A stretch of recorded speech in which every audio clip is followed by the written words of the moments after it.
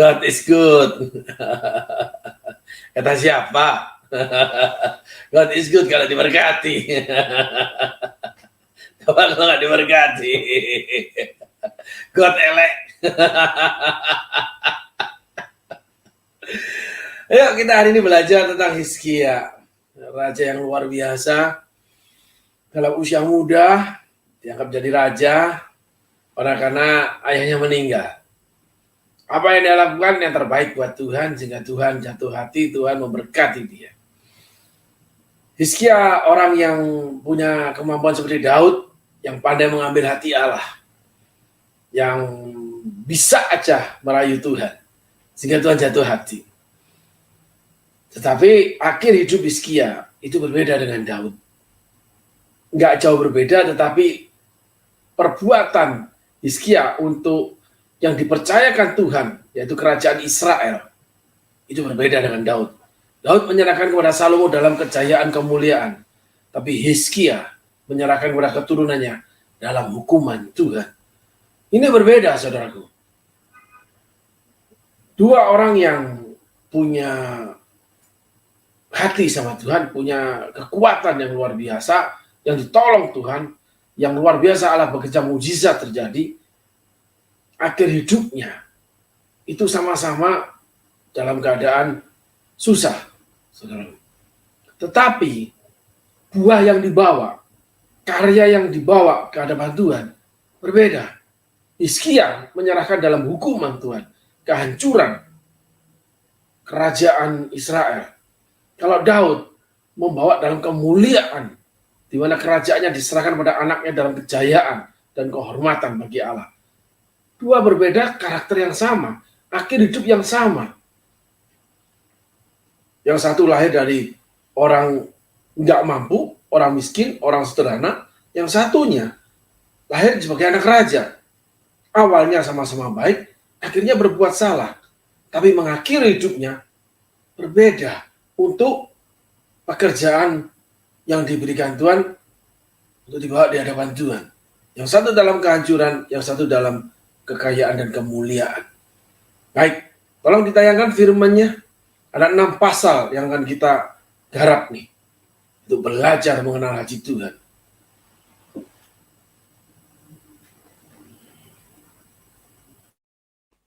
Dua Raja-Raja pasal 14 ayat 1 hingga 37. Maka dalam tahun ketiga zaman Hosea bin Ela Raja Israel, Hizkia, anak Ahaz Raja Yehuda menjadi raja. Ia berumur 25 tahun pada waktu ia menjadi raja dan 29 tahun lamanya ia memerintah di Yerusalem. Nama ibunya ialah Abi, anak Zakaria. Ia melakukan apa yang benar di mata Tuhan, tepat seperti yang dilakukan Daud bapa leluhurnya. Dialah yang menjauhkan bukit-bukit pengorbanan dan yang meremukkan tugu-tugu berhala dan yang menebang tiang-tiang berhala dan yang menghancurkan ular tembaga yang dibuat Musa. Sebab sampai pada masa itu orang Israel memang masih membakar korban bagi ular itu yang namanya disebut Nehustan. Ia percaya kepada Tuhan Allah Israel, dan di antara semua raja-raja Yehuda, baik yang sesudah dia maupun yang sebelumnya, tidak ada lagi yang sama seperti dia. Ia berpaut kepada Tuhan, tidak menyimpang daripada mengikuti dia, dan ia berpegang pada perintah-perintah Tuhan yang telah diperintahkannya kepada Musa. Maka Tuhan menyertai dia. Kemanapun juga ia pergi berperang, ia beruntung. Ia memberontak kepada Raja Asyur dan tidak lagi takluk kepadanya. Dialah yang mengalahkan orang Filistin sampai ke Gaza dan memusnahkan daerahnya, baik menara-menara penjagaan maupun kota-kota yang berkubu. Dalam tahun keempat zaman Raja Hizkia, itulah tahun ketujuh zaman Hosea bin Ela, Raja Israel. Majulah Salmaneser, Raja Asyur menyerang Samaria dan mengepungnya. Direbutlah itu sesudah lewat 3 tahun. Dalam tahun ke-6 zaman Hizkia, itulah tahun ke-9 zaman Hosea, Raja Israel, direbutlah Samaria. Raja Asyur mengangkut orang Israel ke dalam pembuangan ke Asyur dan menempatkan mereka di Halah, pada sungai Habor, yakni sungai negeri Gozan, dan di kota-kota orang Madai. Oleh karena mereka tidak mau mendengarkan suara Tuhan Allah mereka dan melanggar perjanjiannya, yakni segala yang diperintahkan oleh Musa hamba Tuhan, Mereka tidak mau mendengarkannya dan tidak mau melakukannya. Dalam tahun ke-14 zaman Raja Hizkia, majulah Sanherib, Raja Asyur, menyerang segala kota berkubu negeri Yehuda lalu merebutnya. Hizkia, Raja Yehuda mengutus orang kepada Raja Asyur di Lakis dengan pesan, "Aku telah berbuat dosa, undurlah daripadaku. Apapun yang kau bebankan kepadaku akan kupikul." Kemudian Raja Asyur membebankan kepada Hizkia, Raja Yehuda, 300 talenta perak dan 30 talenta emas. Hizkia memberikan segala perak yang terdapat dalam rumah Tuhan dan dalam perbendaharaan istana raja. Pada waktu itu Hizkia mengerat emas dari pintu-pintu dan dari jenang-jenang pintu bait Tuhan yang telah dilapisi oleh Hizkia, Raja Yehuda. Diberikannya lah semuanya kepada Raja Asyur. Sesudah itu Raja Asyur mengirim panglima, kepala istana, dan juru minuman anggur dari Lakis kepada Raja Hizkia di Yerusalem disertai suatu tentara yang besar. Mereka maju dan sampai ke Yerusalem. Setelah mereka maju dan sampai di situ, mereka mengambil tempat dekat saluran kolam atas yang di jalan raja pada padang tukang penatu. Dan ketika mereka memanggil-manggil kepada raja, keluarlah mendapatkan mereka Eliakim bin Hilkia, kepala istana, dan Sebna, panitera negara, serta Yoah bin Asaf, bendahara negara. Lalu berkatalah juru minuman agung kepada mereka, "Baiklah, katakan kepada Hizkia, beginilah kata Raja Agung, Raja Asyur, kepercayaan macam apakah yang kau pegang ini? Kau kira bahwa hanya ucapan bibir saja dapat merupakan siasat dan kekuatan untuk perang. Sekarang, kepada siapa engkau berharap, maka engkau memberontak terhadap aku? Sesungguhnya engkau berharap kepada tongkat bambu yang patah terkulai itu, yaitu Mesir, yang akan menusuk dan menembus tangan orang yang bertopang kepadanya. Begitulah keadaan Firaun, Raja Mesir, bagi semua orang yang berharap kepadanya. Dan apabila kamu berkata kepadaku, kami berharap kepada Tuhan Allah kami, bukankah Dia itu yang bukit-bukit pengorbanannya dan mesbah-mesbahnya telah dijauhkan oleh Hizkia sambil berkata kepada Yehuda dan Yerusalem, di depan mesbah yang di Yerusalem inilah kamu harus sujud menyembah. Maka sekarang baiklah bertaruh dengan tuanku Raja Asyur. Aku akan memberikan 2.000 ekor kuda kepadamu jika engkau sanggup memberikan dari pihakmu orang-orang yang mengendarainya. Bagaimanakah mungkin engkau memukul mundur satu orang perwira tuanku yang paling kecil, padahal engkau berharap kepada Mesir dalam hal kereta dan orang-orang berkuda? Sekarang pun, adakah di luar kehendak Tuhan aku maju melawan tempat ini untuk memusnahkannya? Tuhan telah berfirman kepadaku, majulah menyerang negeri itu dan musnahkanlah itu. Lalu berkatalah Eliakim bin Hilkia, Sebna dan Yoah kepada juru minuman agung, silakan berbicara dalam bahasa Aram kepada hamba-hambamu ini, sebab kami mengerti. Tetapi janganlah berbicara dengan kami dalam bahasa Yehuda sambil didengar oleh rakyat yang ada di atas tembok. Tetapi juru minuman agung berkata kepada mereka, adakah tuanku mengutus aku untuk mengucapkan perkataan-perkataan ini hanya kepada tuanmu dan kepadamu saja? Bukankah juga kepada orang-orang yang duduk di atas tembok, yang memakan tahinya dan meminum air kencingnya bersama-sama dengan kamu? Kemudian berdirilah juru minuman agung dan berserulah ia dengan suara nyaring dalam bahasa Yehuda. Ia berkata, dengarlah perkataan Raja Agung, Raja Asyur. Beginilah kata Raja, janganlah Hizkia memperdayakan kamu, sebab ia tidak sanggup melepaskan kamu dari tanganku. Janganlah Hizkia mengajak kamu berharap kepada Tuhan dengan mengatakan, tentulah Tuhan akan melepaskan kita, dan kota ini tidak akan diserahkan ke dalam tangan Raja Asyur. Janganlah dengarkan Hizkia, sebab beginilah kata Raja Asyur. Adakanlah perjanjian penyerahan dengan aku, dan datanglah keluar kepadaku. Maka setiap orang daripadamu akan makan dari pohon anggurnya, dan dari pohon aranya, serta minum dari sumurnya. Sampai aku datang dan membawa kamu ke suatu negeri seperti negerimu ini. Suatu negeri yang bergandum dan berair anggur. Suatu negeri yang berroti dan berkebun anggur. Suatu negeri yang berpohon zaitun, berminyak dan bermadu. Dengan demikian kamu hidup dan tidak mati. Tetapi janganlah dengarkan Hizkia, sebab ia membujuk kamu dengan mengatakan, Tuhan akan melepaskan kita. Apakah pernah para Allah bangsa-bangsa melepaskan negerinya masing-masing dari tangan Raja Asyur? Di manakah para Allah negeri Hamat dan Arpad? Di manakah para Allah negeri Sefarwaim, Hena dan Iwa? Apakah mereka telah melepaskan Samaria dari tanganku? Siapakah di antara semua Allah negeri-negeri yang telah melepaskan negeri mereka dari tanganku, sehingga Tuhan sanggup melepaskan Yerusalem dari tanganku? Tetapi rakyat itu berdiam diri dan tidak menjawab dia sepatah kata pun, sebab ada perintah raja bunyinya, jangan kamu menjawab dia. Kemudian pergilah Eliakim bin Hilkiah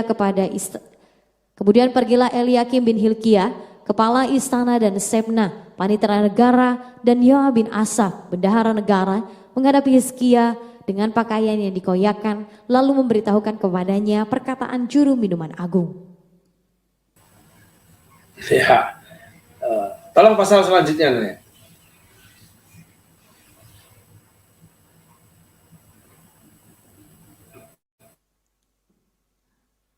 Dua Raja-Raja pasal 19 ayat 1 hingga yang ke-37.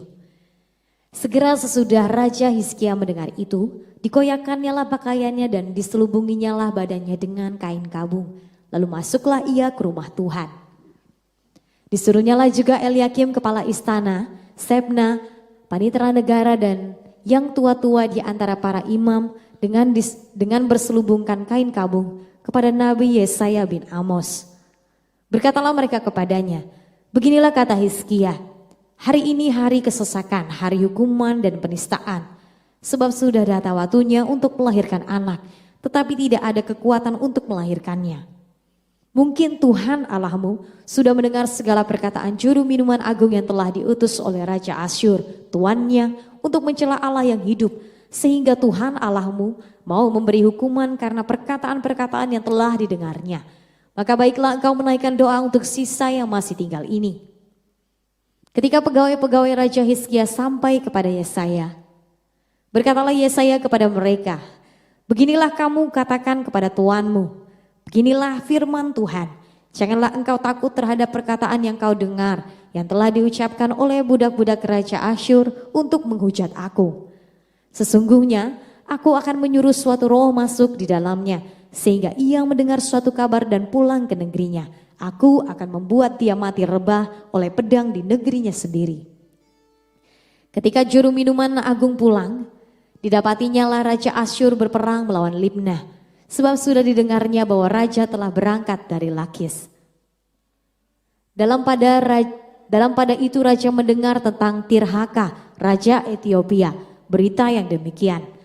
Sesungguhnya ia telah keluar berperang melawan engkau. Maka disuruhnyalah kembali utusan-utusan kepada Hizkia dengan pesan, beginilah harus kamu katakan kepada Hizkia Raja Yehuda, janganlah Allahmu yang kau percayai itu memperdayakan engkau dengan menjanjikan, Yerusalem tidak akan diserahkan ke tangan Raja Asyur.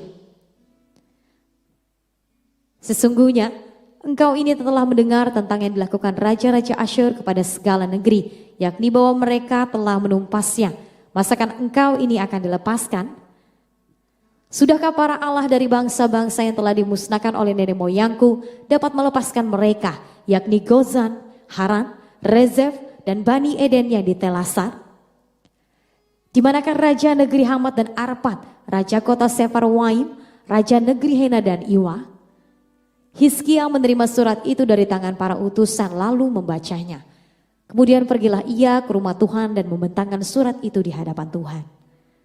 Hizkia berdoa di hadapan Tuhan dengan berkata, ya Tuhan Allah Israel yang bertata di atas kerubim, hanya engkau sendirilah Allah segala kerajaan di bumi.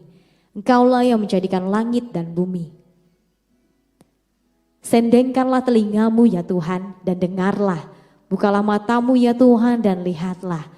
Dengarlah perkataan Sanherib yang telah dikirimnya untuk menggaibkan Allah yang hidup. Ya Tuhan, memang raja-raja Asyur telah memusnahkan bangsa-bangsa dan negeri-negeri mereka, dan menaruh para Allah mereka ke dalam api, sebab mereka bukan Allah, hanya buatan tangan manusia, kayu dan batu, sebab itu dapat dibinasakan orang. Maka sekarang ya Tuhan Allah kami, selamatkanlah kiranya kami dari tangannya, supaya segala kerajaan di bumi mengetahui bahwa hanya engkau sendirilah Allah ya Tuhan. Lalu Yesaya bin Amos menyuruh orang kepada Hizkia mengatakan, "Beginilah firman Tuhan Allah Israel, apa yang telah kau doakan kepadaku mengenai Sanherib Raja Asyur telah kudengar. Inilah firman yang telah diucapkan Tuhan mengenai dia. Anak Dara, yaitu putri Sion, telah menghina engkau, telah mengolok-olok engkau. Dan putri Yerusalem telah geleng-geleng kepala di belakangmu. Siapakah yang engkau cela dan engkau hujat? Terhadap siapakah engkau menyaringkan suaramu dan memandang dengan sombong? Terhadap yang Maha Kudus Allah Israel. Dengan perantaraan utusan-utusanmu engkau telah mencela Tuhan, dan engkau telah berkata, dengan banyaknya keretaku aku naik ke tempat-tempat tinggi di pegunungan, ke tempat yang paling jauh di gunung Libanon. Aku telah menebang pohon-pohon arasnya yang tinggi besar, pohon-pohon sanobarnya yang terpilih. Aku telah masuk ke tempat pemalaman yang paling ujung, ke hutan pohon-pohonannya yang lebat. Aku ini telah menggali air dan telah minum air asing, dan aku telah mengeringkan dengan telapak kakiku segala sungai di Mesir. Bukankah telah kau dengar bahwa aku telah menentukannya dari jauh hari dan telah merancangnya pada zaman purbakala? Sekarang aku mewujudkannya, bahwa engkau membuat sunyi senyap kota-kota yang berkubu menjadi timbunan batu. Sedang penduduknya yang tak berdaya menjadi terkejut dan malu. Mereka menjadi seperti tumbuh-tumbuhan di padang dan seperti rumput hijau, seperti rumput di atas soto atau gandum yang layu sebelum ia masak. Aku tahu jika engkau bangun atau duduk, jika keluar atau masuk, atau jika engkau mengamuk terhadap aku. Oleh karena engkau telah mengamuk terhadap aku dan kata-kata keangkuhanmu telah naik sampai di telingaku, maka aku akan menaruh kelikirku pada hidungmu dan kekangku pada bibirmu, dan aku akan memulangkan engkau melalui jalan dari mana engkau datang. Dan inilah yang akan menjadi tanda bagimu, hai Hizkia. Dalam tahun ini orang makan apa yang tumbuh sendiri, dan dalam tahun yang kedua apa yang tumbuh dari tanaman yang pertama, tetapi dalam tahun yang ketiga menaburlah kamu, menuai, membuat kebun anggur dan memakan buahnya.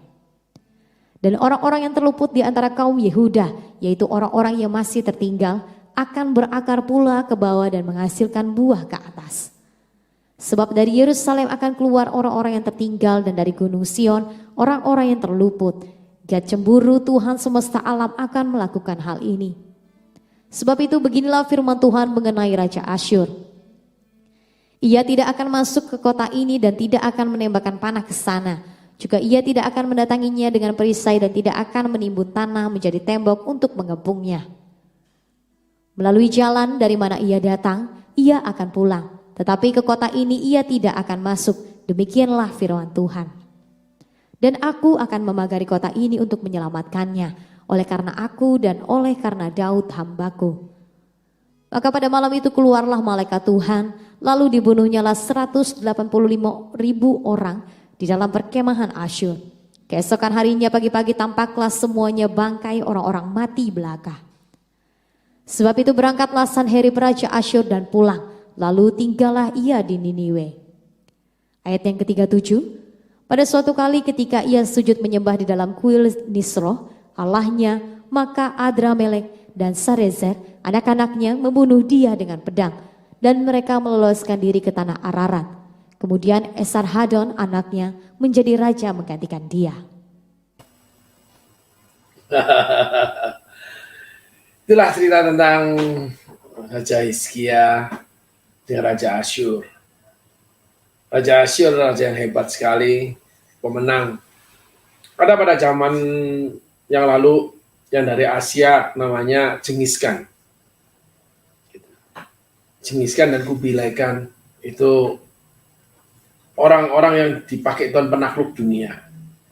Tetapi bukan dari orang umat Tuhan sendiri. Bukan dari anak-anak Tuhan. Banyak kali orang-orang dunia itu seperti Raja Asyur. Seringkali kita menghadapi hal seperti itu. Untuk anak-anak Tuhan yang berusaha hidup soleh. Berusaha ikut Tuhan sungguh-sungguh dengan segala kelemahannya. Hari ini saya bertemu dengan seseorang, saya berbicara dengan seseorang. Dan seseorang itu bicara sama saya begini. Saya itu menghindari Pak Rempi dengan Ibu. Karena saya minder. Saya hidup dalam sebuah kesalahan. yang saya nggak bisa lepas. Dan saya berkata sama dia, kenapa kamu hindar? Aku lihat bapak sama ibu ini hidup suci. Ketawa ngakak aku ini. Ya aku cuma bilang, kan kamu lihatnya aja aku ini seperti suci. Dan aku bercerita sama dia, aku ini sampah, tahu gak kamu? Sebelum ikut Tuhan aku ini dipelihara perempuan. Aku dipil, kaget dia. Aku ini seperti sampah. Kamu tahu nggak? Karena dia seorang wanita. Ada cerita begini nih, ada seorang ibu, dia masak ayam, beli ayam nih, dipotong di pasar. Isi perutnya dikeluarkan oleh si penjual, dimasukkan dalam kantong kresek. Lalu diberikan pada si ibu nih. Ada usus, ada segala nih. Terus sama si ibu ini dibuang ke tong sampah. Kalau di Jawa itu ada tukang sampah yang digaji tiap bulan oleh setiap rumah, dikumpulkan, dikolektif, sehingga tukang sampah mengambil dengan gerobak sampahnya, dibawa ke bak sampah, untuk dibawa pada truk sampah ke tempat pembuangan akhir. Itu kalau di kota besar, saudara. Dibawalah ke sampah, maka tukang sampah datang, membawa dengan gerobaknya, lalu dibuang ke bak sampah, lalu sorenya atau malamnya diambil oleh truk sampah, dibawa ke tempat pembuangan sampah yang akhir, TPA namanya. Itu prosesnya, saudara. Nah, pada suatu hari kebetulan terjadilah libur panjang karena Idul Fitri. 2 minggu tukang sampah nggak mengambil sampah. Demikian juga supir truk sampah. Libur mereka. Sehingga isi perut ayam itu penumpuklah di bak sampah. Di tong sampah. Gitu, saudara. Jadi segala kotoran itu kan menarik banget untuk kucing, apalagi kalau sudah beberapa hari, 2, 3, 4, 5 hari, udah mulai nih, belatung udah keluar nih, belatung, ulet, baunya udah adu bilah, saudaraku. Kalau di rumah kami, itu biasanya kami bawa atau panggil orang, kami bayar untuk dibuang ke bak sampah, supaya nanti 2 minggu kemudian dibawa sama supir truk sampah. Jadi jangan ada di depan rumah. Gitu. Bau, saudaraku. Dan rata-rata kucing, tikus menghampirinya untuk mengacak-acaknya karena mau dimakan. Jadi nggak karuan, lalat di mana-mana. Itu, saudaraku. Itu proses sampah. Itulah saya. Saya selalu mengingatkan saudara-saudara yang lain. Sebelum kamu ikut Tuhan, kamu itu siapa? Seperti Tuhan mengingatkan Daud, dari mana aku ambil kamu? Orang yang tidak berarti, yang tidak punya arti. Bahasa saya gelandangan lah. Kalau saya gelandangan elit, saudaraku. Pakai mobil mewah, keluar masuk tempat mahal, entertain tuh udah makanan sehari-hari. Persis seperti hari ini, tapi berbeda. Itulah Hizkia dengan Daud. Saya adalah perut ayam yang sudah ditinggal 1 minggu atau 5 hari. Di bak sampah atau di tong sampah. Di mana setiap orang menghindari saya. Saya dipelihara sebagai pria idaman lain, Pil, seorang wanita kaya. Dan saya pacaran rata-rata dengan anak orang kaya. Bukan tidak mau dengan anak orang miskin. Karena anak orang miskin susah diapa-apain. Lebih enak dengan anak orang kaya. Kan gitu, aneh kan saudaraku. Memang begitu. Pengalaman saya, proses saya. Lalu pada mulai hari kelima, udah tidak ada orang lewat tong sampah itu atau bak sampah itu. Tiba-tiba pada hari ke-7, atau hari ke-9, ada sebuah pribadi yang datang, khusus ke tong sampah itu. Tanpa undangan, tanpa diundang. Oleh tong sampah, berikut isinya. Nggak ada orang mau diundang tong sampah. Mana ada mau diundang dengan yang jelek, yang buruk, yang bau. Nggak ada, saudara. Tahu dikit, tahu diri dikit lah. Orang itulah. Gitu. Nggak ada. Tapi sebuah pribadi ini, sosok pribadi ini, saudara, datang ke tong sampah. Dan dia jongkok di antara lalat, ulat belatung. Dia ambilin satu-satu. Namanya isi perut ayam itu. Selesai dia kumpulkan, dia masukin, dia keluarkan kresek dari kantong dia. Dia bungkus, dia bawa pulang. Sebuah pribadi yang sederhana sekali, yang tidak pernah berjanji membuat saya kaya. Tidak pernah berjanji membuat saya hebat. Nggak ada janji itu. Karena saya belum kenal Tuhan. Dia hampiri. Dia bawa pulang, taruh dibungkus. Ya, pakai kresek. Dia cuci di rumah. Dia pilihin satu-satu. Ulatnya dibuang nih. 7 tahun pertama. Tetap bau nggak? Tetap bau. Yang busuk dibuang, yang belum busuk dikumpulin. Sesedikit apapun. Masih ada yang baik di dalam pribadi manusia. Ingat saudara-saudaraku, engkau yang berdosa. Saya minder sama pastor. Karena saya itu hidup dalam dosa. Kita berpaku pada Alkitab. Bahwa Allah menciptakan manusia setelah penciptaan seluruh semesta. Lalu manusia dibangun sama Allah. Allah cuma bicara, semuanya baik. Yang tidak baik apabila manusia seorang diri saja. Maka dibangunlah penolong sepadan, diambil dari tulang laki-laki. Itu prosesnya. 7 tahun pertama, ulat-ulatnya dikeluarin. Jungkir balik. Proses berjalan. Tapi isi perut ayam ini belum hidup. Nggak rasa. Cinta Tuhan. Cinta Tuhan. Melarat, miskin, dihina sana-sini, keset lebih berharga. Benar-benar keset lebih berharga, saudara. Kalau diusir orang itu udah makanan sehari-hari. Kalau dikatain orang itu sudah napas sehari-hari. Kehormatan, kemuliaan, martabat itu nggak ada. Nggak ada. Ibu saya sendiri datang, itu untuk jalan-jalan. Terus datang ke rumah saya, kontrakan saya, sudah kontrak gitu. Kos, bukan kontrak, masih kos. Masih kos, belum kontrak. Itu nggak sampai 3 menit, saudara. Nggak tahan dia lihat keadaan itu. Di tempat kos saya. Dan nggak ngomong sepatah kata pun. Terus antar saya kembali ke rumah mertua, istri sama anak saya, turun sana, terus dia pulang. Kembali ke Surabaya. Saya tinggal di Bandung. Salah satu contoh aja. Udah di tangan Yesus nih. Masih belum punya harga 7 tahun pertama. Jadi teman-teman, kalau engkau ikut Tuhan, ingat. Kalau orang merasa berhutang 500 dinar dengan 50 dinar, apabila dihapuskan, siapa yang paling mengucapkan terima kasih? Yang 500 Tuhan. Karena nggak bisa bayar. Tapi kalau kamu merasa bukan sampah, kamu merasa barang berharga, memang ucapan terima kasihmu just say thank you. Thank you ya, udah selesai.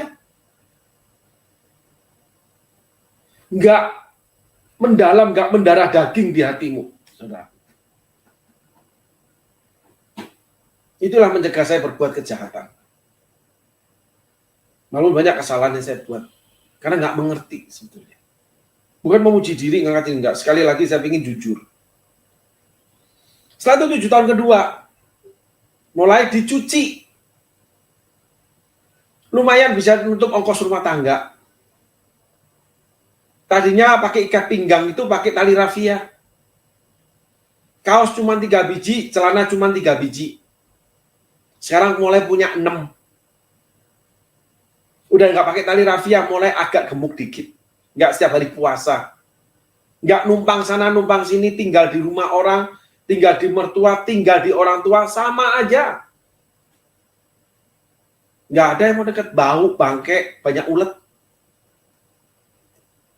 7 tahun kedua dicuci nih. Dikucurin air nih. Setelah saya busuk dibuang. lumayan. Tapi masih butut. Khotbah pakai batik butut, naik bis. Saya diundang dikontrak pelayanan ke sebuah pabrik tekstil. 10 kali pertemuan, 12 kali pertemuan, terus yang dikontrak kedua 12 kali pertemuan. Seminggu 1 kali setiap Jumat ketika makan siang. Saudara-saudara kita yang Muslim itu sembahyang, lalu yang Kristen buat ibadah kecil. 1 jam, biasanya gitu. Tapi pabrik ini enggak. Saya diminta ngajar dari jam 6 sore sampai selesai. Gitu. Karena saya pernah khotbah di salah seorang GM-nya, General Manager-nya, di gerejanya. General Manager ini dijamah sama Tuhan. Lalu dia minta saya untuk dikontrak mengajar 12 kali pertemuan. Saya terima itu. Sehingga saya berangkat ke Kerawang, saudaraku. Dari Bandung, itu jam 11 siang. Ibadahnya jam 6. Kenapa? Saya dijemput teman naik motor, pergi ke terminal, bus. Yang tunggu penumpang penuh. Jadi kira-kira sampai ke terminal itu jam setengah 12 deh. Itu berangkatnya bisa jam 1 atau jam 2. Tunggu penumpang penuh. Bus itu diparkir di terminal yang nggak ada pohonnya. Nggak ada AC-nya. Coba saudara kira-kira bisa bayangkan nggak saya? Berangkat tuh mandi, 1 jam kemudian udah lusuh saya ini. Setelah penuh berangkatlah bus ini. Kurang lebih 2 jam sampai 3 jam masuk ke kota Kerawang, saya dijemput di pintu tol oleh supir dan mobilnya General Manager ini, yang sekarang jadi gembala sidang, saudara. Lalu diantar ke pabrik, dan saya rata-rata lebih cepat, karena saya orang tidak ingin terlambat, ini jadi contoh. Dan saya ada nunggu. Lalu sore itu kadang diajak makan ke kantin karyawan, makan sederhana, sup dan sebagainya, makan saya. Karena saya nggak bisa makan tempat lain, karena nggak punya duit. Saya ngajar nih, sampai jam 8, 9, 10 biasanya gitu. Wah, Tuhan kerja nih, ngajar. Udah selesai, saya dibawa ke Jakarta oleh salah seorang pejabat keuangannya dari pabrik ini, yang adik ipar pemilik. Dibawa ke rumahnya, mewah sekali, saudara, ke rumahnya. Di Jakarta, di perumahan mewah terkenal Jakarta. Tapi saya ditaruh kamar, tapi di gudang yang ada lukisan dan segala. Kamar jadi gudang, saya tinggal di sana. Lalu dikasih AC di atas. Tapi ada seorang hamba Tuhan yang kebetulan bareng suatu hari, itu beda kamar, saudaraku. Karena hamba Tuhan itu punya mobil, punya anjing besar, cerita tentang hal-hal duniawi. Bukan salah, enggak, tapi beda dengan saya. Saya nggak ada cerita hal duniawi. Bayangin berangkat jam 11, di terminal sampai jam 2, ketemu di pintu tol rata-rata jam 4, setengah 5, nunggu di kantin, dikasih makan, jam 6 mulai ngajar. Sampai di Jakarta jam setengah 12, jam 12 rata-rata. Itu diajak makan dulu biasanya, kue tiaw dan sebagainya. Sampai rumah, saya naik ke atas, saya taruh travel bag saya mandi, saya tidur. Pagi-pagi, saya ke bawah makan, kadang ada orang datang minta dilayani, habis itu saya diantar sopir, naik kereta pulang Bandung. Itu dikasih 400.000, saudara. Kenapa? Karena batik butut. Tapi lumayan dapat 400. Sebelumnya saya khotbah cuma dikasih 30.000, saudara. Ini mewek saya lihat buka amplopnya itu. Kejam ya Tuhan ya. Ya namanya sampah. Diperlakukan apa aja, ya iya aja lah. Bukan anak raja saya ini. Itulah hati Daud ketika dia dirampas kekuasaannya oleh Absalom. Dia keluar dengan hati yang biarkanlah ini menjadi belas kasihan Allah. Dia tidak ingin nyakiti siapa-siapa. Dia tidak mau potong Simei yang menghina dia. Dia tidak mau lawan Absalom yang akhirnya terbunuh mati oleh panglimanya. yaitu Yoab. Daud nggak mau berperang, nggak mau menyakiti saudaranya. Tetapi orang yang merasa diri anak raja itu akan menyakiti siapa aja, nggak peduli. Karena merasa dirinya itu nggak berhutang sama Tuhan, bukan sampah, anak raja. Merasa sama aja sampah. Saya bicara dengan ibu tadi itu, kamu tahu nggak kalau saya ini sampah? Saya ceritakan. Matanya mulai memerah, ingin menangis. Ngapain kamu pandang aku seperti itu? Kalau mau tahu kejahatanku lebih jauh, ke dosa-dosaku, tanya istriku. Karena dia temannya istriku. Tanya dia paling apal dosaku itu. Nah itulah aku. Tapi aku masih dipakai Tuhan. Aku ceritain dia, perempuan Samaria. Dalam sejarah Samaria, tidak pernah dimenangkan. Samaria itu tempat paling sulit dimenangkan untuk Kristen. Tempat pembuangan orang jahat. Yesus tidak memenangkan Samaria. Yesus mampir lewat Samaria. Ketemu dengan seorang ibu-ibu yang kumpul kebo, yang bukan suaminya, kelima. Terjadi dialog. Kita sudah belajar itu. Tidak tahu episode berapa itu. Dan perempuan itu cuma menemukan sedikit. Yesus tahu tentang suaminya yang bukan suaminya. Dan dia beritakan tentang Yesus. Maka orang Samaria datang berbondong-bondong ingin tahu orang ini kok bisa tahu ceritanya perempuan ini yang berdosa. Dan Samaria dimenangkan oleh Yesus. Mereka menerima Yesus sebagai Tuhan dan Juru Selamat. Gara-gara penginjil yang tidak disengaja ini cerita tentang Yesus. Kok dia tahu aku ini siapa? Sederhana banget, tidak ada teologianya. Bukan teologi yang salah. Tidak bisa khotbah perempuan ini. Sampah yang memenangkan Samaria. Kalau Hizkia menjual bait Allah. Karena anak raja. Jadi engkau yang di sana, kesombonganmu salah satunya. Coba, kemungkinan besar. Karena kamu merasa anak raja. Kamu merasa bukan perut ayam yang busuk, yang penuh belatung. Tapi demikian mudahnya kamu ini mengatakan bahwa orang itu berdosa. Karena saudara kita, ibu-ibu ini, kata orang, Pak. Sebab dia menangis. Saya cuma bilang, "Hei ibu, hari ini kamu survive, kamu bisa ke Surabaya, kamu bisa ini, bisa dagang, kamu bisa menghidupi anak 2, walaupun jalanmu salah. Apakah keberhasilan ekonomimu karena kata orang? Atau kamu yang berjuang keras?" "Saya berjuang keras, Pak." Oke. Terus, kamu hari ini sampai bisa tegak berdiri, kamu memberi, saya tahu ibu ini memberi, banyak orang uang, itu dari Tuhan atau dari kamu yang memberi? Dari saya. Saya bilang, apakah semua kamu memberi dari kata orang?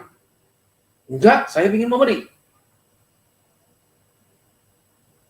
Hartamu, keberhasilanmu, kamu mendirikan rumah tangga yang salah.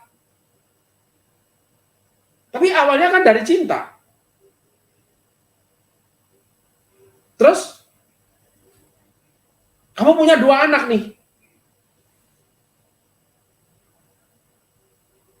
Karena posisi dia seperti saya dulu, saudaraku.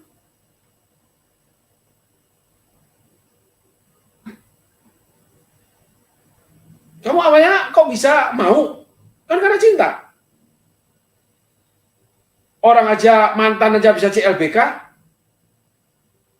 Kamu cinta nggak? Kalau nggak cinta nggak mungkin bisa demikian lama. Anakmu sudah SMA nih. Lahir dari laki-laki yang saat ini tetap bersama kamu. Kenapa kamu nggak pingin putuskan? Kamu masih cinta? Iya, kami cinta, Pak. Dia laki-laki tanggung jawab. Oke? Tapi pernikahan yang salah kan kamu kan? Tapi apakah yang salah itu kamu buat menjustifikasi, menghakimi dirimu sehingga kamu membatasi diri untuk yang namanya menggali pengetahuan atau bergaul dengan namanya seseorang yang melayani Tuhan. Salah banget. Aku bilang, aku incar kamu sudah lama ini. Karena dia ikut saya.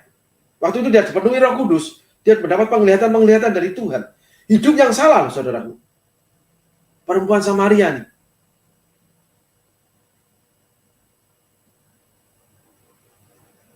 Semua keberhasilan udah kamu dapat. Itu jadi jerilamu. Kamu adalah wanita yang hebat. Kenapa kamu menghancurkan dirimu sendiri, melemahkan dirimu? Dan sebagainya. Gitu. Maka saya bicara, kalau kamu datang ke Surabaya atau ke Bandung, kamu hubungi Cece. Karena dia dekat sama Cece. Saya berapa kali bertemu dia menghindar banget. Saya pikir anak sombong banget. Memang ini anak pekerja keras dan lumayan sih hasil yang dia capai. Tetapi ada konsep yang keliru dalam hidup dia. Bahwa hanya orang suci yang berkumpul orang suci. Saya tanya, kamu masih gereja nggak? Ke gereja. Kamu beriman sama Tuhan nggak? Ya beriman. Ya selamatlah. Dosamu nanti diurusin Tuhan. Kamu kan ingin keluar. Saya ingin keluar dari dosa saya, Pak. Tapi tunggu waktu. Diumpamakan nih, anak muda yang tiba-tiba hamil sebelum menikah. Lalu anaknya digugurin. Kamu salah 2 kali. Gitu. Hamil sebelum nikah salah, tapi kamu bunuh anak itu salah 2 kali. Lah kalau kamu berusaha memisahkan diri dengan tanda kutip suamimu ini, yang bukan suaminya, gimana anak-anakmu? Karena suaminya cinta dengan anaknya cinta dengan suaminya, namanya bapaknya. Gitu. Gak ada bisa mengasihi seorang anak daripada bapak kandungnya, ibu kandungnya. Apapun itu, menurut saya, dalam sudut pandang baku ya. Kalau saya ditanya, dicintai orang tua saya dicintai orang tua saya, yang saya nggak ngerti cinta model apa. Nggak usah cerita itu, saya sudah. Gitu. Sehingga ibu ini pelan-pelan saya counter pendapat dia. Yang dia bicara tentang Tuhan, saya sebagai hamba Tuhan, dia itu menangis. Tertuduh.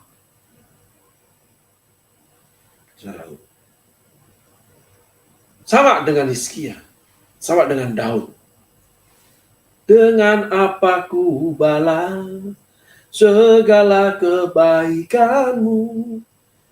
Itu Daud. Kalau Hizkia enggak. Awalnya baik, akhirnya tidak baik. Kalau Daud, awalnya baik, akhirnya tidak baik, tapi menyelesaikan dengan baik. Hizkia menghancurkan dengan baik. Yaitu pelayanan dia. Kerajaan Israel yang dipegang 2 orang raja yang berbeda. Tahun kedua, perjalanan saya, sudah bisa napas nih. Ya seperti itu, butut. Tahun ketiga, baru mulai. Bisa kontrak rumah. Lalu, jatuhlah saya. Masih bangke ini. Seperti Daud, melakukan kesalahan banyak-banyak kali. Jadi engkau yang di sana, jatuh bangun. Yang penting bangun bro. Hamba Tuhan lain nggak seperti saya. Oh hebat-hebat, suci-suci, nggak pernah jatuh. Puji Tuhan. Tapi saya, hamba Tuhan yang jatuh. Ya udah. Kenapa mesti menghakimi diri? Ya jalan aja terus. Life must go on. Hidup harus berjalan. Mulut mesti dimasukin makanan. Kalau pelayanan masih Tuhan sertai, ya pelayanan aja. Keluarga mesti diisi perutnya.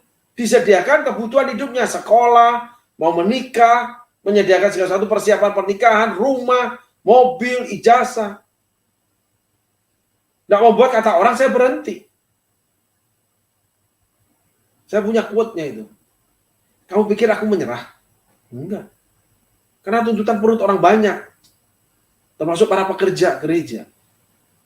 Termasuk orang-orang yang membutuhkan firman. Kalau firman ini setelah Tuhan, ya is okay. Nggak setelah Tuhan, ya berhenti sudah bekerja. Punya kaki, punya tangan. Maka tahun ketiga berjalan, jatuh. Jualan saya, jualan es. Bayangin, sejak saya lahir, orang tua saya dikasih ekonomi yang baik oleh surga. Walaupun saya didoakan di kelenteng. Papa mama saya menganut Konghucu kalau nggak salah. Pokoknya mereka cerita, aku sembahyang di kelenteng. Dan Tuhan Allah memberikan aku anak, karena minta laki. Anak pertama, kedua, perempuan. Dikasih kembar. Kakak saya meninggal. Saudara. Yang satu diambil Tuhan. Bapaknya penjudi, tukang main perempuan, emaknya ya sama aja. Cuman emaknya kerja, bapaknya nggak mau kerja. Jujur saya. Itu keadaan keluarga saya. Lahir dari keluarga seperti itu. Coba bayangin saudaraku. Hadirlah yang namanya Rempi, yang gaya-gaya diberi nama Abraham sama seorang batuan. Aku beri namamu Abraham ya. Gaya aja Abraham. Elek. Maaf saudaraku, kalau kata teman, kalau kami bercanda nih, telek. Memang telek. Sampah. 7 tahun ketiga jatuh. Sampah. Jualan es. Belum pernah jualan es, masuk pasar induk. Bingung masuk pasar induk. Tapi bagaimana kasih karunia Tuhan menuntun ketika saya berdosa. Akhirnya jualan esnya laku. Mulai bisa nabung, beliin bini, perhiasan, makan kenyang. Setiap Sabtu itu saya hitung saya dapat duit 600-800 ribu untungnya. 200 ribu saya simpan buat modal awal Senin karena minggu libur. 600 ribu beli perhiasan emas. Emas waktu itu masih 20 ribu. Ingat sekali saya ini. Emas itu 20 ribu. Halo. Tertatih-tatih, tersiap-siap ingin menjadi orang benar. Dirajam, diolok, dihancurkan semua orang, termasuk sama batuan. Ya memang salah. Sampah memang layak dihindari. Sampah memang layak diludahin. Coba saudara lewat sampah. Wih, baunya. Wih, kan pasti saudara meludah. Maaf saudaraku. Meludah bukan karena meludahi sampah, bukan. Karena baunya memang. Memang sampah harus diludahi menurut saya. Ya udahlah. Kerja keras saya. Jam 4 pagi belanja. Kerjain sampai jam 12. Siang jam 10 selesai, terus para yang berjualan karena berkembang punya sales, bagiin barang sales, tunggu sore balik mereka setor. Saya tidak dibawa uangnya karena hilang nanti. Mereka kan orang jalanan, jadi store, kalau nggak store nggak boleh ambil lagi. Kumpulkan uang, tiba-tiba nih si Tuhan nih datang lagi.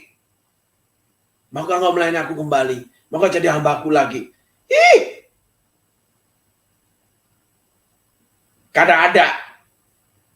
Nggak mau. Nggak ada Tuhan. Pahit melayani kamu. Miskin itu pahit Tuhan. Enteng aja dia ngomong. Aku tidak akan buat kamu miskin lagi. Kamu tidak akan miskin lagi. Tidak akan pernah miskin lagi. Itu. 2 minggu ngomong. Nggak gua anggap dah. Sampah kok. Ngapain sih? Di luar sana banyak itu orang-orang baik-baik, orang benar-benar semua, orang hebat-hebat. Tuh banyak sekarang tuh. Yang pernah pakai labelnya pelayananku itu. Hebat-hebat, baik-baik semua itu.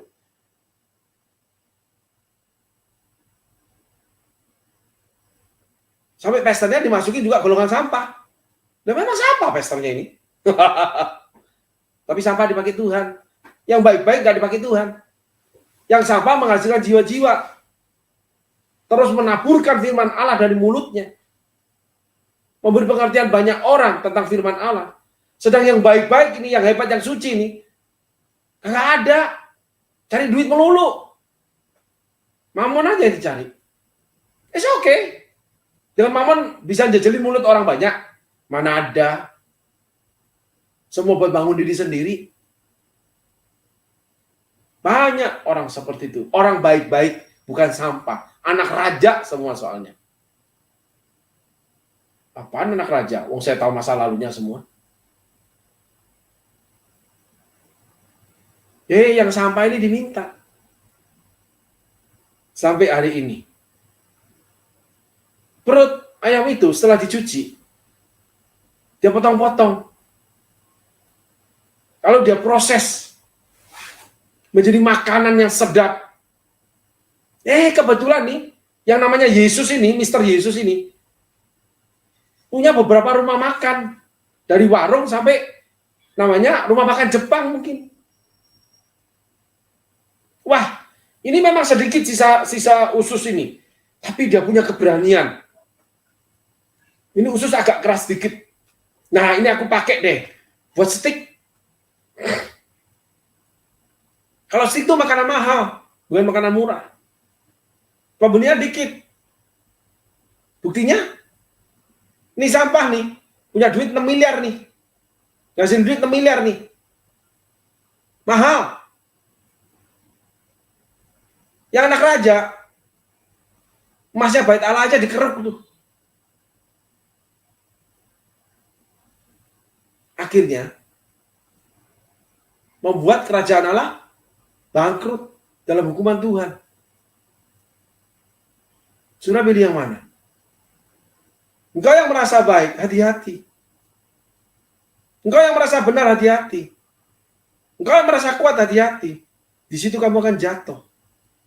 Kenapa? Orang kalau busuk, kalau sampah, nggak merasa punya apa-apa, memang merasa yang namanya nihil, minus. Ya memang salah, ya memang pemarah. Ya memang saya ini orang yang kurang ajar, memang begini. Ya memang, kenapa emangnya? Jadi kalau ditanya Tuhan lu gampang, ya memang begitu Tuhan, mau gimana? Ya salahmu tuh, kenapa pilih aku? Kepada siapa aku ingin berbelas kasihan, aku akan berbelas kasihan. Kepada siapa aku ingin memberikan kasih karunia, aku memberikan kasih karunia. Tuhan tidak bisa dihandle dari kata orang. Tuhan tidak bisa dipengaruhi dari pendapat kita. Itulah kasih karunia di dalam panggilannya. Untuk orang-orang yang menjadi anak-anaknya. Apalagi yang dipanggil sebagai hambanya. 12 rasul aja, satu yang jual Yesus. Satu yang menyangkali. Ratusan yang lari ketika Yesus ditangkap. Semua berdosa, semua bersalah. Malah yang lebih berdosa, orang-orang yang dihukum di kanan kiri Yesus, digantung di kayu salib. Malah diselamatkan yang satu. Cuma, Yesus jangan lupa ya, nanti kalau Taman Firdaus, kamu sama aku. Dia mengaku Yesus pemilik Firdaus. Pada saat ini juga engkau bersama-sama aku di Firdaus. Wih gila lu. Kemarin kita belajar, namanya perwira Kapernaum. Yuk, aku pergi rumahmu. Wih, nggak layak aku Tuhan.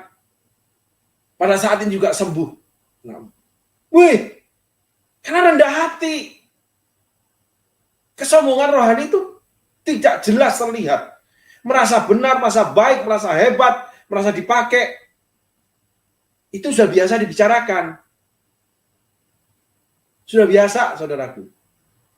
Kesombongan rohani, kesombongan sejati seorang anak manusia, itu adalah kejahatan tersembunyi.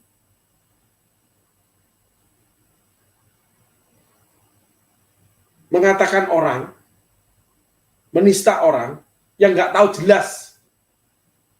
Apalagi memfitnah. Lalu mengatakan saudaranya berdosa. Itu sudah berlawanan dengan firman. Apalagi tipu muslihat. Meninggalkan pelayanan dengan cara-cara mengadakan sesuatu di mana keabsahan kebenarannya belum terbukti. Nggak ada itu yang bicara itu. Tapi ada motif-motif tersembunyi yang akhirnya beralaskan itu. Itulah Hizkia. Banyak orang mencerca, menciderai pelayanan seperti Hizkia. Menjual pelayanan dengan buruk. Halo. Meninggalkan pelayanan dengan buruk. Hizkia kompromi dengan Raja Mesir. Hizkia akhirnya kompromi meninggalkan Tuhan. Itu 2 pasal yang terakhir dari kitab Raja-Raja. Sehingga Hizkia mendapat hukuman dari Tuhan. Kejahatan tersembunyi itu hanya Allah yang bisa ungkapkan. Tetapi orang yang punya pengalaman dalam kehidupan kejahatan, dia akan tahu orang ini jahat kok. Nggak benar. Walaupun Kelihatannya istri yang soleh, suami yang baik.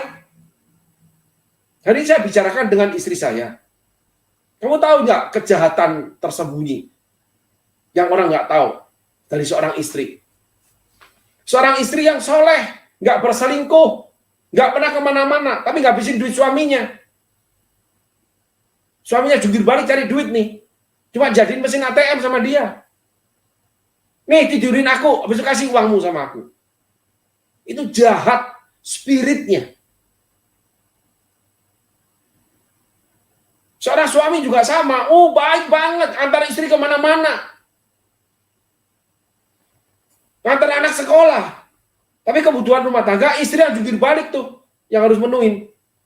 Tapi dikatakan suami yang baik. Oh, dia mah sayang sama anaknya. Nidurin anaknya, digendong loh. Anak itu. Kalau sakit ditungguin tuh. Nggak ada tidur dia. Kemana-mana antar istri. Masalahnya kamu suami yang nanggung istri. Kok malah istri yang kerja jungkir balik, kamu cuma ngantar? Di mana kelaki-lakian kamu? Apalagi bicara Alkitab. Dunia aja mengharapkan laki-laki sebagai seorang pemimpin. Pemimpin rumah tangga, pemimpin pekerjaan. Ceritanya begitu. Walaupun wanita bukan nggak bisa sebaik laki-laki. Tapi ini kejahatan tersembunyi. Laki-laki yang nggak mau kerja keras memenuhi kebutuhan keluarga. Tapi berperilaku baik. Itu kejahatan tersembunyi. Nggak selingkuh. Nggak ngerokok, nggak minum. Tapi nggak mau usaha memberi terbaik. Sehingga istrinya yang harus usaha. Banyak laki-laki seperti itu. Bertobat. Banyak juga perempuan jadi istri yang baik-baik. Nggak kemana-mana.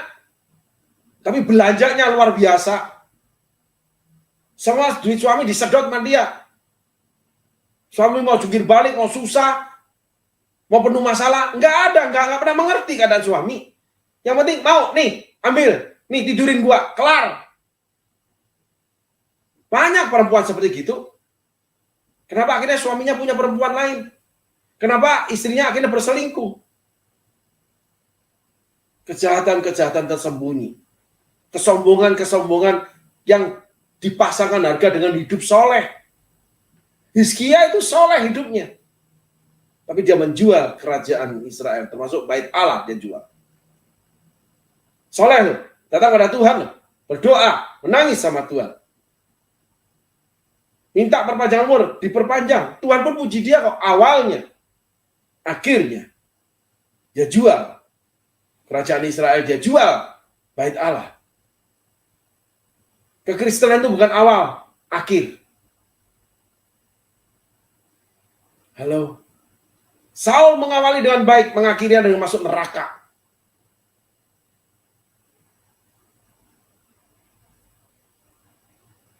Yudas mengawalinya dengan baik, melayani memikirkan orang miskin, mengakhirinya dengan neraka. Salah apa? Jual Yesus. Halo. Musa mengawali dengan jahat membunuh. Paulus mengawali dengan membunuh orang Kristen. Tapi mengakhirinya dengan baik. Itulah kesetiaan. Itulah kekudusan sejati. Bukan kesolehan. Karena Ayub dipuji orang yang soleh. Tapi sombongnya. Maka Allah menghakimi dia, membuka pengadilan buat dia. Nah, hal-hal seperti ini yang tidak dilihat oleh dunia kekristenan. Yang kita bicarakan jelas-jelas yang namanya nampak nyata. Baik itu yang buruk, yang baik. Yang indah, yang tidak indah. Itu aja taunya. Tapi, tahukah Anda kalau banyak kejahatan dibuat dari kejahatan spirit? Kejahatan natural, kejahatan kasat mata, itu gampang. Perceraian, dusta, semua gampang Anda dapati. Tapi kejahatan hati, sulit. Hanya Allah bisa ungkapkan. Dan akhir hidupmu akan mengungkapkan. Ditagih kamu sama Tuhan. Maka saya bicara, hati-hati. Berkas-berkasmu dikumpulkan sama Tuhan. Baik apa yang kamu buat baik buat Tuhan. Baik itu yang kamu buat buruk buat sesamamu. Seperti Daud mati dalam sakit. Musa mati dalam sehat. Ada teman nih, penyumbang gereja nih. Wah, gila kalau pelayanan. Duit tuh, waduh, kalau ngasih tuh, semua dipikul sama dia. Ditampar, digaplok sama Tuhan tuh. Bangkrut dia. Tuhan yang mana yang kita kenal nih? Jahat banget orang sebaik itu. Didoakan sama saya juga kagak. Tuhan punya ukuran. Tuhan tuh punya cara menghitung kita. Berkas-berkas kita dihitung sama dia. Berkas gandum sama berkas lalang. Gandum disimpan dalam lumbungnya, lalang dibakar. Memang uangmu jadi berkat. Tapi kejahatanmu itu sampai ke surga. Gampar sama Tuhan. Bangkrut dia. Hampir mati dia itu, mikirin itu. Itulah Tuhan yang saya kenal, saudaraku. Sehingga engkau yang di sana, engkau yang dicap apapun, ingat, Tuhan mengenal hatimu. Tuhan tahu kok setiap langkahmu. Dari jauh aku tahu pikiran-pikiranmu. Itu Tuhan tulis di Mazmur. Bisa amin, saudaraku. Saya awali dengan kesaksian karena ini akan rally panjang Hizkia ini. Baik, kita tampilkan ayat pertama. Kita belajar mengenal Hizkia. Dosa-dosa yang tidak tersembunyi, dosa spirit. Orang soleh yang punya dosa spirit itu.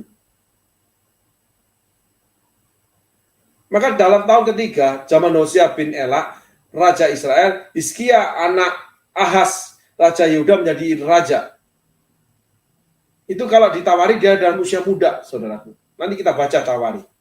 Pelan-pelan, satu-satu pelajari. Ayat selanjutnya. Ia berumur 25 tahun pada waktu ia menjadi raja. Dan 29 tahun lamanya ia memerintah Yerusalem. Lama dia memerintah itu. Salomo 40, dia 29. Cukup lama dia memerintah. Jadi dia matinya usia 64 tahun. Saudara. Lebih dari umur sebelum dia menjadi raja. Nama ibunya ialah Abi, anak Zakaria.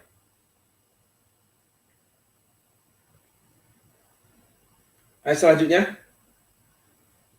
Ia melakukan apa yang benar di mata Tuhan, tepat seperti yang dilakukan Daud, bapak leluhurnya. Maaf saudaraku, saya rubah sedikit, ada sesuatu teknik yang saya harus rubah. Ya, lanjut ayat selanjutnya. Sekedar intermezzo aja. Setiap kali apabila saya memulai sebuah pelayanan baru, itu pasti tangan saya harus kerjakan sendiri. Dari awal saya ikut Tuhan, sampai hari ini 28 tahun saya melayani Tuhan. Saya ingat, setiap kali harus saya sendiri yang kerjakan, itu berarti awal sebuah pelayanan yang baru.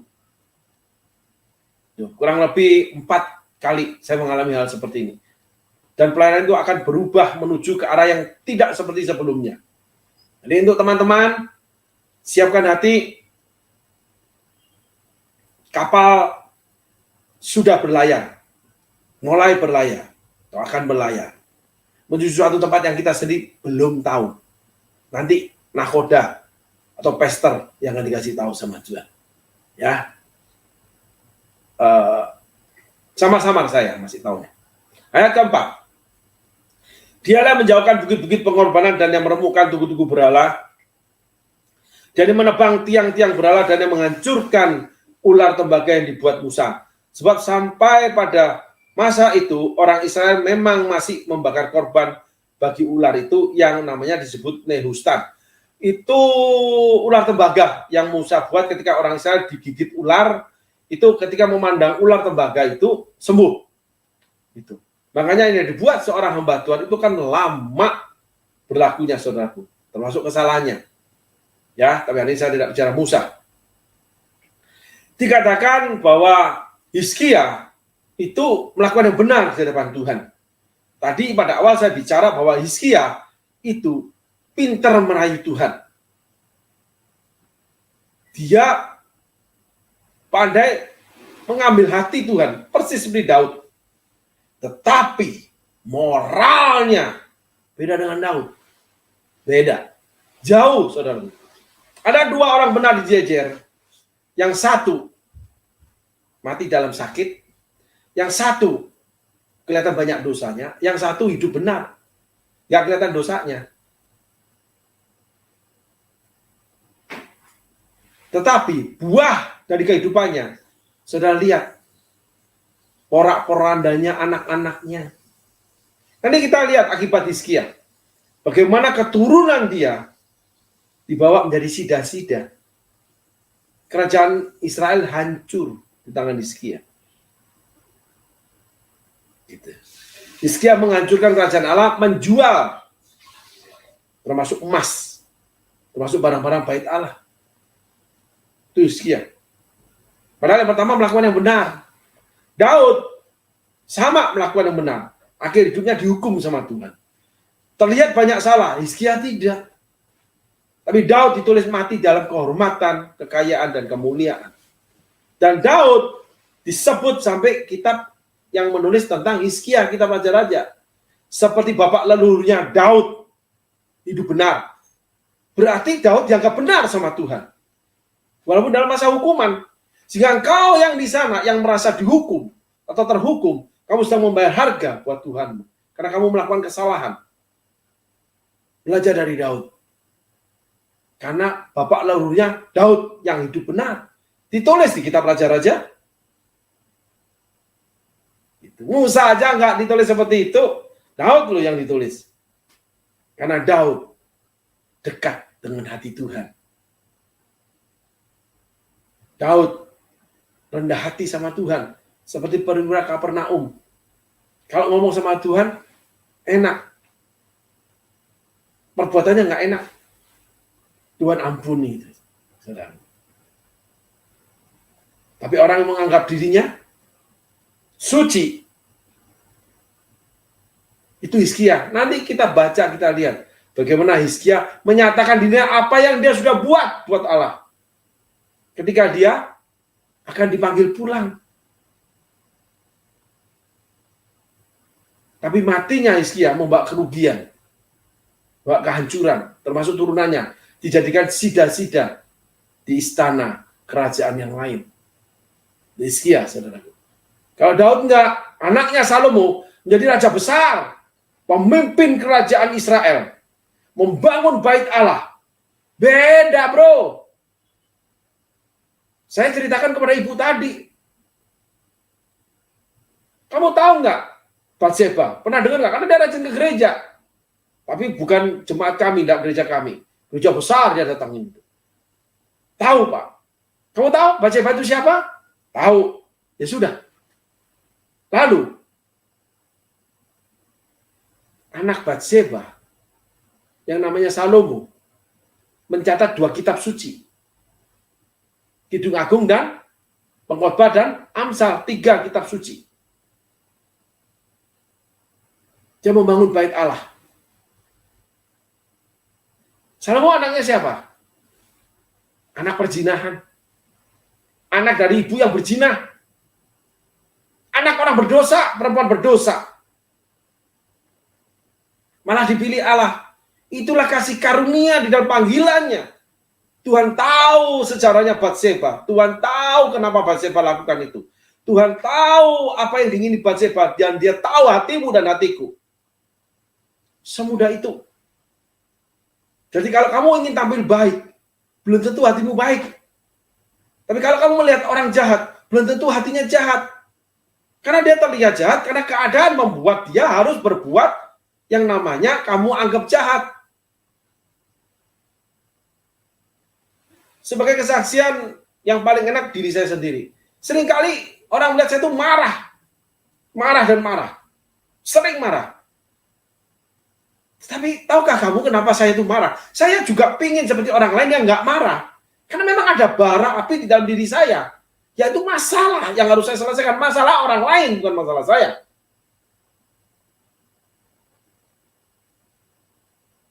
Sama dengan ibu ini saya bicara. Saya ingin tanya sama kamu, apa kamu ingin hidupmu seperti ini? Punya suami yang bukan suamimu? Enggak, Pak. Itu kan kamu dalam kebodohan, kecelakaan hidupmu. Ya, memang dari muda dia. Usianya masih muda, saudaraku. Dia dari muda. Perbedaan usianya dengan suaminya ini panjang, saudara. Dan punya anak 2 dia. Apa kamu ingin hidup seperti ini? Enggak. Setiap orang ingin terhormat, ingin mulia, ingin benar, ingin hebat, ingin suci. Gak ada yang gak ingin seperti itu. Ingin dihormati, ingin benar, ingin kaya. Gak ada orang ingin miskin. Kalau saya lahir menjadi perut ayam, lalu perut ayam itu yang namanya dihinggapi lalat, ya pemilik ayam itu yang salah.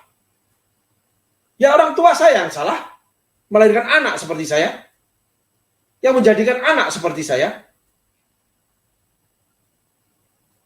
Kayak orang-orang tua. Saya juga orang tua. Saya tahu bagaimana harus menulis batin anak saya. Karena saya lahir dan dibesarkan orang tua yang salah.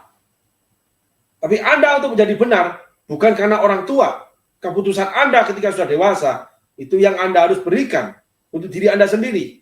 Kalau Anda tetap ingin menjadi orang salah, orang bejat, tidak bermoral, orang miskin, orang kekurangan, orang hina, karena keputusan Anda. Karena usia Anda sudah dewasa. Apalagi Anda kenal Tuhan. Pahami ini, saudaraku. Sehingga saya berjuang mati-matian, tidak menjadi orang miskin. Tidak ingin menjadi yang namanya perut ikan pinggir jalan. Perut ayam.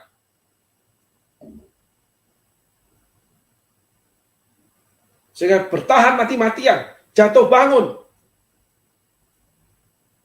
Dalam berbagai macam masalah. Akhirnya, Allah mempercayakan pelayanan, di mana saya harus menyelesaikan banyak perkara orang lain, termasuk keluarga saya sendiri.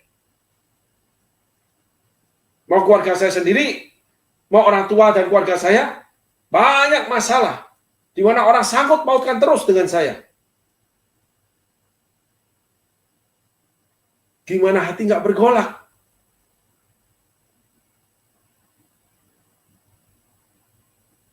Ada sahabat-sahabat saya yang tahu posisi hati saya. Mengerti kenapa saya itu marah. Ketika ditanya, saya cerita. Ini loh masalahnya. Pusing aku. Padahal itu tidak ada. Masalah yang ada dengan saya, nggak ada kaitannya. Nggak ada untuk kepentingan saya, nggak ada. Karena memang sampah itu nggak butuh apa-apa, saudaraku. Mau diwadahin apa aja, mau dikasih wadah dari emas, tetap aja bau busuk. Sadar kalau ini sampah. Tapi di tangan Tuhan, jadi stik yang enak. Tapi tetap sadar, sampah. Hizkia, dia cuma sadar anak raja. Daud, disadarkan Tuhan. Dari mana kamu aku ambil? Hakikat daripada pengajaran Hizkia. Hizkia tampil soleh. Tapi dosanya jauh melebihi dosa kasat mata. Yaitu perempuan Samaria. Bukan saya anjurkan saudara untuk melakukan hidup seperti perempuan Samaria. Saya melayani perempuan Samaria itu ada beberapa orang yang dipakai Tuhan akhirnya. Dan karakternya belum benar. Sehingga kamu yang merasa jadi anak raja, saya cuma bilang sama ibu ini, kalau semua orang suci yang masuk surga, nanti sepi surga itu, nggak punya teman kita ini. Terlalu sedikit yang masuk surga. Yaitu bumi yang baru yang kita akan tinggali, Yesus sebagai raja. Hati-hati dengan pengertian. Karena pengertian kamu ambil satu parsel, satu kelumit, saat kamu copot beberapa firman yang dikhotbahkan, diajarkan, tapi tidak kamu parselkan, kamu tata menjadi sebuah pengertian. Cuma comot cara comot sini, langsung berikan, langsung lakukan. Maka saya cuma tanya kepada orang-orang soleh nih. Perempuan Samaria itu jelas digambarkan seperti itu. Daud itu jelas digambarkan seperti itu. Hizkia jelas, aku baru awal sudah aku gambarkan seperti itu. Saul itu jelas orang soleh, tidak saudara selingkuh, tidak ada yang namanya di dalam kerajaan Israel yang diserahkan Tuhan itu jadi yang namanya chaos. Semua jalan dengan baik, dari nol dibangun jadi kerajaan yang besar. Jasanya Saul, kenapa dibuang sama Allah Saul? Keluarganya baik. Anak perempuannya dikawinkan sama Daud. Anak lakinya dijadikan calon raja. Tapi Saul dibuang sama Allah. Orang soleh dibuang sama Allah. Coba bayangin saudaraku. Sama dengan Hizkia. Lalu mati dikumpulkan bersama nenek moyangnya. Tapi dia sudah menjual kerajaan Israel. Juga bait Allah. Daud salah. Tapi menjadikan kerajaan Israel kuat di dalam tangan dia. Dalam kesalahan dia berkarya untuk Tuhan. Sehingga dipanggil biji matanya. Musa kalah dalam pelayanan. Bayangin mimpin 40 tahun, ngajar 40 tahun. Cuma 2 kakak yang masuk. Yosua dan Kaleb. 2 kepala keluarga. Mana yang lain? 998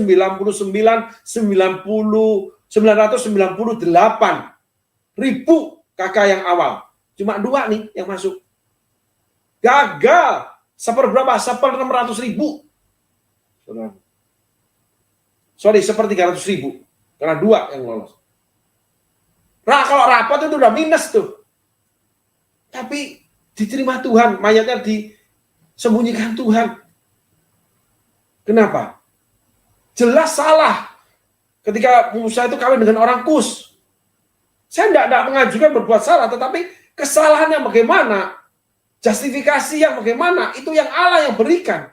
Bukan manusia. Menyingkirkan saudara yang lain. Menyingkirkan pelayanan. Menganggap salah A, B, C, D semua. Apakah itu tidak menghakimi? Apakah itu engkau tidak jadi hakim?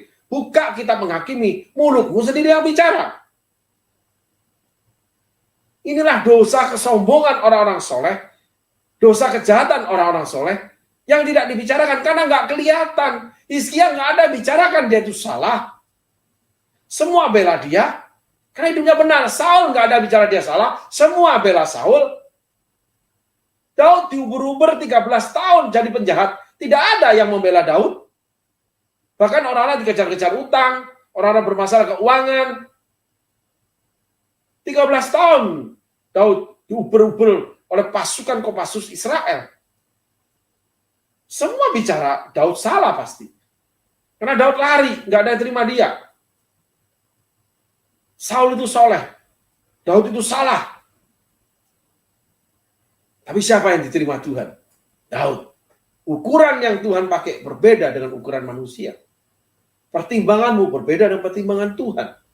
Caramu melihat jauh lebih dalam cara Allah melihat. Sebab dan bagaimana terjadinya. Orang yang melakukan kejahatan belum tentu jahat hatinya. Orang yang terlihat baik belum tentu baik hatinya. Terbukti oleh karena Alkitab. Kalau kita bahas dengan cara ini, saudaraku. Bagaimana Allah sendiri yang akhirnya menghukum Hizkia.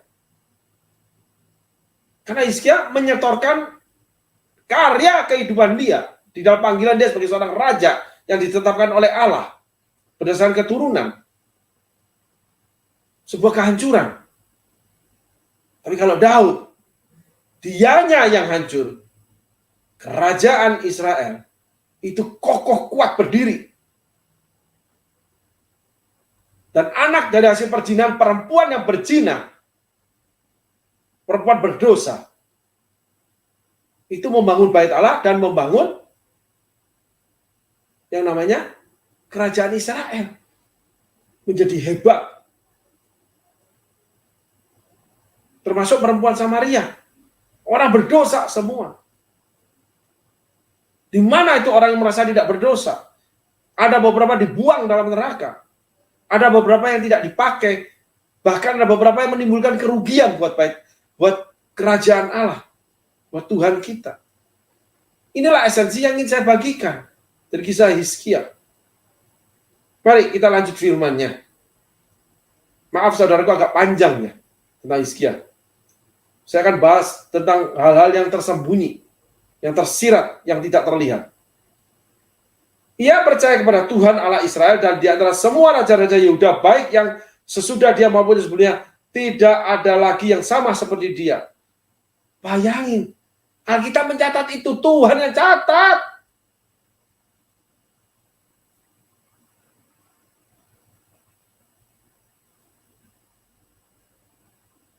Halo, tidak ada seperti dia yang percaya kepada Tuhan. Kepleset, hancur, dia jual bait Allah. Dia jual kerajaan Israel. Tuhan puji loh. Hei, engkau yang di sana, kau dapatkan suara Tuhan, namanya kamu tuh makhluk suci. Tuhan tuh bicara kepada Nebukadnezar, bicara kepada Fir'aun, bicara kepada setiap makhluk hidup yang dia mau. Keledai aja bicara sama Bileam. Apa susahnya sih dapat suara Tuhan? Apa hebatnya? Nggak ada, bro. Belajarlah dari perwira Kapernaum yang membuat Tuhan terheran-heran. Hizkia dipuji Tuhan. Perjalanan hidupnya menjual kerajaan Israel, menjual emas yang namanya bait Allah. Kekristenan bukan awal, kekristenan itu akhir. Perjalanan boleh kita hancur, boleh jatuh. Akhir hidup kita memuliakan Tuhan enggak? Itu lebih penting. Apalagi cuma ngomong doang. Ngelakuan enggak, terus mencela orang-orang yang melayani. Menghakimi orang melayani, sementara nggak mau melayani. Terus cerita dengan berbagai macam kebenaran yang didalilkan. Padahal dia tidak bekerja. Contoh, saya membangun sebuah rumah. Saya pakai tukang nih. Yang mungkin bukan insinyur. Tapi dia biasa bangun rumah. Tolong bangunin rumah saya, mau. Pelan-pelan ya, karena saya nggak punya duit. Saya nyicil, ya nggak apa-apa pelan-pelan. Harian dia bangun. Memang jelek rumahnya. Hasilnya tidak sebagus rumah yang punya gelar insinyur, sipil, arsitektur, dan sebagainya. Tapi ketika saya tawarkan kepada mereka yang kaya dengan namanya ijazah, saya nggak punya duit, tolong bangunkan rumah saya mau cicil ya harian. Mana bisa? Udah nggak mau dia. Saya patut mengucapkan terima kasih nggak kepada tukang ini? Walaupun rumah yang dibangun tidak sebagus daripada seorang insinyur. Itulah cara Tuhan berterima kasih kepada hamba-hambanya yang sederhana, yang berdosa hidupnya. Seperti perempuan Samaria. Seperti Daud yang melakukan dosa yang banyak sekali dalam hidupnya. Tapi menyetorkan kepada Tuhan pelayanan dia. Di mana dia membuat kerajaan Israel kokoh. Yang kedua, yang lebih penting lagi bagi saya, dia yang menyediakan seluruh bahan pembangunan bait Allah. Karena dia ngajukan ke Allah, Tuhan aku mau bangun rumahmu. Enggak, tanganmu berdarah. Anakmu nanti yang bangun. Oh ya udah, nurut. Tapi hatinya dia, jangan-jangan anakku masih muda. Nanti uangnya habis, dia tidak bisa bangun bait Allah. Aku mau carikan bahan. Dia sediakan bahan buat anaknya. Lalu dia mati. Karena dia tidak boleh bangun. Musa serahkan kepada yang namanya Yosua. Sementara dia nggak boleh masuk. Anaknya nggak jadi apa-apa. Daud ini dan Musa sama prinsipnya. Itulah setia kepada Tuhan. Orang insinyur, siapa bilang setia pada pekerjaannya? Tukang bangunan, setia pada pekerjaannya, sederhana. Itulah lambang orang berdosa dengan orang yang namanya kaya iman, soleh hidupnya. Tidak berbuat apa-apa kepada Allah. 12 rasul lari, 500 rasul lari, semua lari, Yesus ditangkap. Lalu yang menangisi di kubur Yesus siapa? Yang dipanggil namanya pertama kali ditemui Tuhan siapa? Seorang perempuan berdosa. Yang ketika pagi, setiap pagi datang ke depan kuburan. Menangisi Tuhannya. Sampai suatu hari itu kuburan kok kebuka batunya. Lalu dia tanya, "Hei tukang kebun, di manakah Tuhanku?" Lalu Tuhan panggil dia Maria. Pertama kali Yesus sejak bangkit dari kubur, yang ditemui istimewa, seorang perempuan berdosa, namanya Maria. Bukan rasulnya Petrus, soko guru jemaat. Bukan Yakobus, bukan namanya Yohanes. Bahkan Thomas Didimus tidak percaya. Lalu perempuan berdosa ini yang nangis di kuburan Yesus, mengumandangkan kebangkitan Yesus. Yang dipakai penginjil pertama memberitakan kebangkitan Yesus adalah perempuan berdosa, bukan rasulnya. Karena setia walaupun Tuhannya mati. Bukan cari nikmat dari Tuhan. Bukan untuk dengar suara Tuhan. Memberi diri kepada Tuhan. Itu lebih penting dari segalanya bagi Tuhan. Membuat Tuhan terheran-heran dengan imannya. Perwira Kapernaum. Ini pun Hizkia dipuji, saudaraku.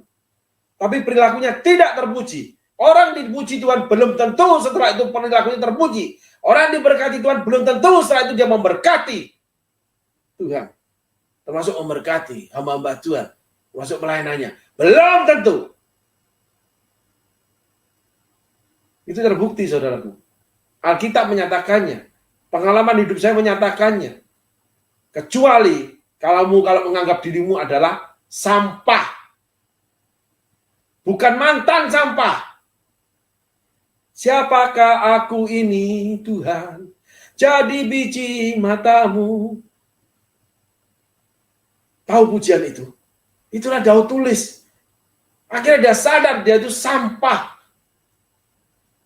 Dengan apa ku balas Tuhan selain puji dan sembah Kau. Orang yang tahu kebaikan seseorang, itulah orang rohani yang sejati. Orang jadi berkat buat sesamanya, pasti. Orang yang tidak tahu berterima kasih pada sesamanya, apalagi dia berterima kasih sama Tuhan, mudah sekali dia tinggalkan Tuhan. Saya reference itu, saudaraku. Maka di dalam namanya bait Allah, itu banyak penjual merpati, penyamun-penyamun, penukar-penukar uang. Datang kepada Tuhan cuma untuk cari keuntungan. Cuma sekedar cari namanya uang, PK. Nama baik, apalagi. Kekayaan bisa didapat, pergi. Firman bisa didapat, pergi. Mana ada kesetiaan. Tapi hidupnya soleh. Itulah Hizkia. Hizkia tidak pernah tinggalkan Tuhan. Dia mati dikumpulkan nenek moyangnya. Tapi kejahatan dia menghancurkan keturunan dia sendiri. Hati-hati, saudaraku. Ayat selanjutnya. Hizkia, ia percaya kepada Tuhan. Tidak ada raja-raja seperti dia. Semua kalah, termasuk Salomo. Termasuk Daud. Yuk, ayat selanjutnya. Ia berpaut kepada Tuhan, tidak menyimpang daripada mengikuti dia. Dan ia berpegang pada perintah-perintah Tuhan yang telah diperintahkannya kepada Musa. Kekristenan bukan awal, kekristenan itu akhir. Paulus tulis, aku mengakhiri pertandingan atau perjalanan hidup, yaitu pertandingan iman dengan baik. Sehingga saudara jangan terkecoh lihat orang hari ini baik melayani Tuhan. Baik-baik datang ke gereja. Pada akhirnya belum tentu dia tetap mau melayani Tuhan. Belum tentu baik-baik datang ke gereja. Dia berpindah melayani apa yang dia ingini. Ketika mungkin sudah diberi pekerjaan, mungkin sudah diberikan uang, alasannya 1001 macam. Sedikit kesaksian, saudaraku. Kalau yang menangis di pangkuan saya, menangis di dada saya ini, terlalu banyak orang yang bicara berterima kasih. Tapi ucapan terima kasih itu tidak berarti ketika perbuatanmu tidak menyatakan terima kasihmu. Demikian juga Tuhan. Tuhan nilai kita dengan perbuatan. Yang melakukan firman Allah. Itu yang akan dimenangkan sama Tuhan. Perbuatanmu bicara lebih keras daripada berita Injilmu. Perbuatanmu bicara lebih keras dari perkataanmu. Perbuatanmu bicara lebih keras dari rayuanmu. Betapa liciknya hati.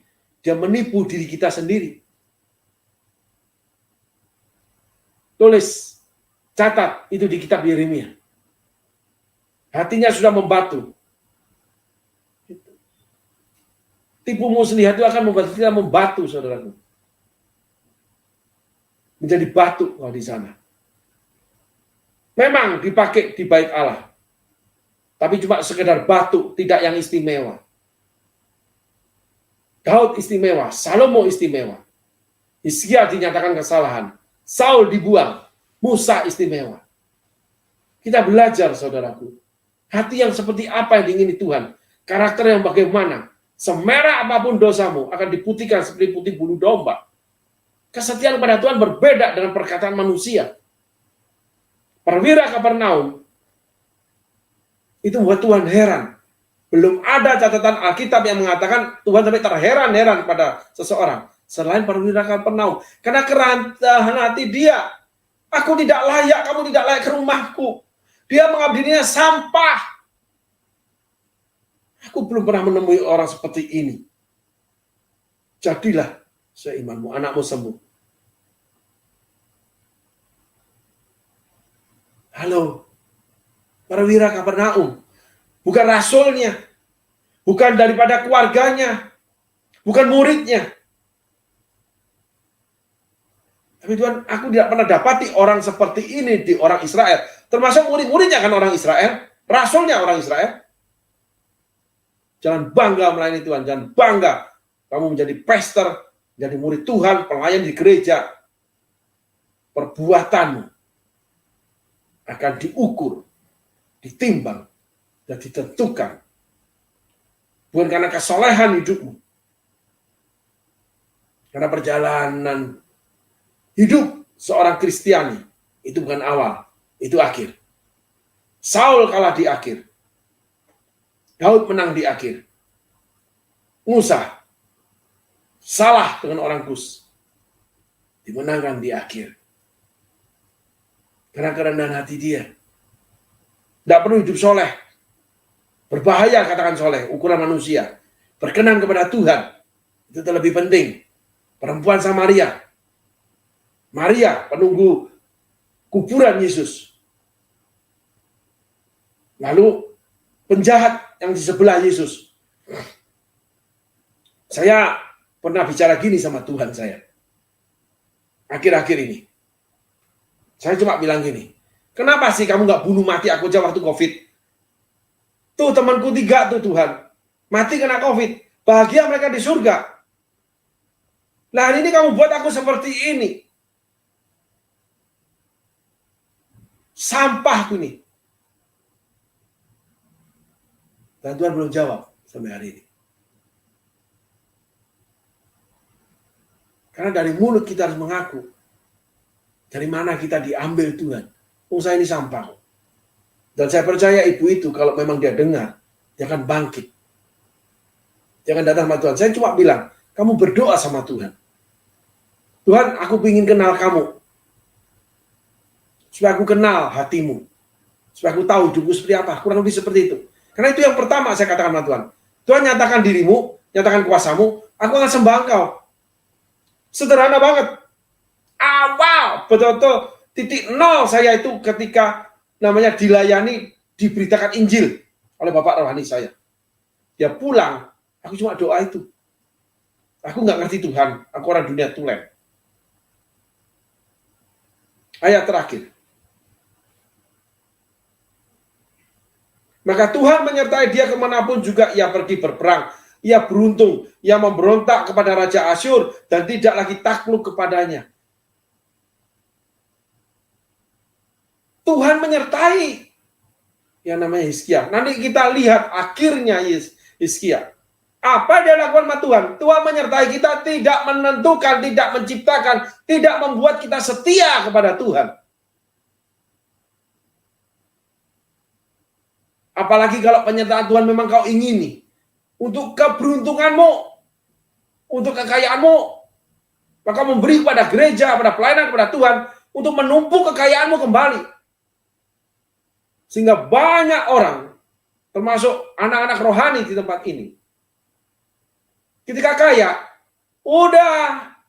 Kekayaan nomor 1. Pekerjaan nomor 1. Nggak ada ngurusin pelayanan seperti dulu. Karena Wahyu tulis, Yohanes tulis di kitab Wahyu. Kembali kepada kasih mula-mula. Bagaimana dulu melayani Tuhan. Gimana dulu ketika masuk pertama kali Surabaya, saya ditungguin orang yang namanya sampai 4:30 pagi. Cuma untuk dengarkan firman dari mulut saya. Bertanya, saya jawab. Di Surabaya gak ada lagi itu orang seperti itu. Karena udah kaya semua. Ada kepentingan-kepentingan yang lain. Dan saya tidak menolak itu. Tapi hati-hati. Kitab Wahyu menulis, aku muntahkan kau karena kau suam-suam kuku. Penyertaan Tuhan terhadap Hizkia nggak ada lagi nanti di akhirnya. Ya. Habis dia. Karena dia minta penyertaan Tuhan cuma untuk kekayaan dirinya. Untuk kehidupannya. Bukan untuk kerajaan Allah. Bukan untuk kerajaan Israel. Tapi untuk posisi dia sebagai raja supaya selamat. Orang-orang yang menjual pelayanan. Menjual kerajaan Allah. Demi namanya sekapeng perak emas. Itulah akhirnya membuat Petrus mengatakan, emas dan perak tidak ada padaku. Tapi angkat tilammu, berdirilah engkau. Di dalam nama Yesus, berdiri. Karena Petrus malu. Ketika Tuhan melihat dia. Ketika dia katakan, 3 kali dia menyangkal Yesus. Padahal dia awalnya dia bilang, aku mau mati untuk kamu Tuhan. Apa? Sebelum ayah berkokok kamu nyangkal aku 3 kali. Omong gede doang, NATO. No action, talk only. Perbuatannya nggak bicara. Penipu semua, pendusta semua itu. Orang-orang soleh itu rata-rata yang mau kelihatan soleh. Pendusta, penipu semua mereka itu. Itulah bahayanya yang namanya rohana. Saudara kembar persis plak dengan rohani. Tapi dalamnya penuh dengan ulat dan belatung. Engkau seperti kuburan yang dilabur putih. Yesus yang ngomong itu. Hai orang-orang munafik. Seperti kuburan putih. Kamu terlihat baik di luarnya. Tapi dalamnya penuh kejahatan. Itulah istri yang soleh. Suami yang terlihat baik. Itulah orang yang hidup benar. Tapi nggak mau berkorban untuk Tuhannya. Itulah orang yang masih melayani Tuhan. Tapi kasihnya sudah suam-suam kuku. Dosa-dosa yang tersembunyi di dalam batin anak manusia. Kesombongan, tipu dusta, motivasi yang salah, dan sebagainya. Tumplek-plek di Hizkia. Daud ada. Tapi dia bertobat. Saul tidak ada waktu untuk dia bertobat. Karena sibuk terus membangun kerajaannya. Sibuk membangun dagangnya. Sibuk membangun uangnya. Sibuk membangun kerajaan bisnisnya. Tampar sama Tuhan. Saya paling senang lihat itu. Saya tunggu berapa orang lagi yang harus ditampar sama Tuhan. Saya ingin tahu. Ternyata memang benar. Habis ditampar juga tidak. Itu namanya merendahkan diri. Tetap aja patung tembaga ular itu dibuat sama dia. Yang disingkirkan oleh Hizkia. Dia pikir Tuhan bisa dibuat gitu. Dikasih persembahan udah beres. Hidup benar itu udah beres. Ngasih makan keluarga udah beres. Cari uang banyak-banyak buat keluarga udah beres. Kalau cuma itu nggak ada panggilan pelayanan Tuhan. Nggak ada yang namanya orang menyerahkan hidup kepada Tuhan. Nggak ada Lewi sudah. Nggak ada hamba Tuhan full timer. Semua bisa melayani Tuhan. Pengertian yang sesat, saudaraku. Hidup benar, oke. Perintah pertama. Melayani sesama. Apalagi jadi hambanya. Itu perintah selanjutnya. Kasihlah Tuhan Allahmu. Dan kasihlah sama manusia. Sama seperti kau mengasihi dirimu sendiri. Bukan kamu mengasihi diri sendiri, terus gak mengasihi yang lain. Hari ini saya ada melakukan sesuatu, sedikit kesaksian, saudara. Saya udah melihat bagaimana kekejaman hidup dalam menolong manusia. Tawar hati. Tetapi hari ini, saya berpikir seorang saudara yang mengalami penurunan cukup signifikan dalam pendapatan dia, dalam pelayanan dia. Mau bagaimana juga, yang di dalam itu akan mendorong keluar. Akhirnya saya tambahkan, saya bagikan. Padahal dalam hidup saya juga ini lagi kembang kempis nih. Tapi ada saudara nih yang ngomong susah, tapi jalan-jalan ke luar negeri. Itu yang saya bingung.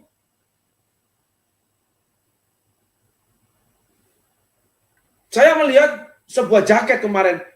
Senengnya saya luar biasa. Kesaksian aja saudaraku. Lihat kaos nih, lagi diskon nih. Saya hitung uang jajan saya bisa, saya lebih. Aku beberapa hari tidak kuat duit nih. Wah, aku punya duit nih. Mau beli itu, 1000 kali berpikir. Semakin lama semakin mundur. Nggak jadi beli. Benar ada lebih kalau untuk punya hak saya pribadi. Uang makan saya itu. Nggak ada itu. Nggak terus susah. Buat orang lain susah. Lalu senang pergi jalan-jalan ke luar negeri. Nggak punya moral. Itu namanya. Itukah orang Kristen? Itukah pelayan Tuhan? Susah sama-sama. Ketika senang, melepaskan diri semua. Itukah pelayan Tuhan? Itukah anak Tuhan? Itu saudara. Ini banyak terdapat di gereja. Ketika gereja lagi kaya, hamba Tuhan lagi diberkati, gereja lagi diberkati, lagi dipakai Tuhan, kumpul kayak lalat semua itu. Tapi ketika udah busuk nih gara-gara lalat nih, satu pribadi datang sama kita, yang namanya Yesus. Sehingga iman, mental, moral, itu kita sangkutkan, pautkan dengan Yesus. Apa kata Yesus? Itu lebih penting. Sehingga saya bicara dengan ibu ini. Kamu berhasil apa kata orang? Kamu hari ini, walaupun hidupmu salah, hidupmu paling enak dari sekian banyak orang. Apa kata orang? Kamu menjadi sales pada sebuah penjualan mobil. Apakah di kotamu, di tempatmu berada, di provinsimu, yang seperti kamu banyakkah? Enggak, 1-2 orang aja, Pastor. Kamu hebat enggak? Lalu kamu suka memberi kepada kekurangan. Kamu hebat enggak?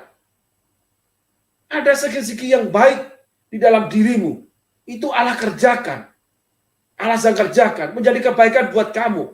Karena manusia diciptakan pada awalnya. Setelah selesai penciptaan semuanya. Bahwa semua baik. Semua baik. Semua baik. Apa yang telah kau perbuat di dalam hidupku. Walaupun kamu berdosa, kamu mesti datang pada Tuhan. Aku ngomong sedikit, kamu udah nangis. Kemarin ada satu lagi orang yang hidup berdosa. Dia datang dalam waktu cuma 1-2 menit, Tuhan ngomong gini, sebentar lagi dia akan nangis kena hadiratku. Saya belum ngomong. Pujian lagi dinaikkan oleh PAW dari Palangka. Nangis ya. Aku cuma bilang sama seorang pekerja di sini. Tuhan masih bekerja di pelayanan ini di sini ya. Bayangin, aku masih duduk bercanda nih. Tiba-tiba saudara kita yang datang nih bisa nangis nih. Cuma gara-gara lagu yang dinaikkan untuk umum, bukan untuk dia. Nangis dia. Sampai akhir ibadah dia nangis kalau kena lagu. Bagaimana Allah menyamar dia? Bagaimana Allah inginkan dia? Kenapa kita pandang dia berdosa? Kenapa kita jijik sama dia? Dia sama dengan perempuan Samaria, punya anak 3 suami. Sekarang suami keempat atau ke-400, saya juga nggak tahu. Gelap bagi saya. Tapi kenapa Allah menghampiri dia dari lagu pujian yang dinaikkan dari Palangkaraya? Itulah cara Tuhan menilai seseorang. Di mana kasih karunia melimpah-limpah, di sana dosa melimpah-limpah. Di mana apabila kamu terlihat kuat, kamu merasa kuat, hati-hati kamu akan jatuh. Amin, saudaraku. Tuhan Yesus berkati. Ciao.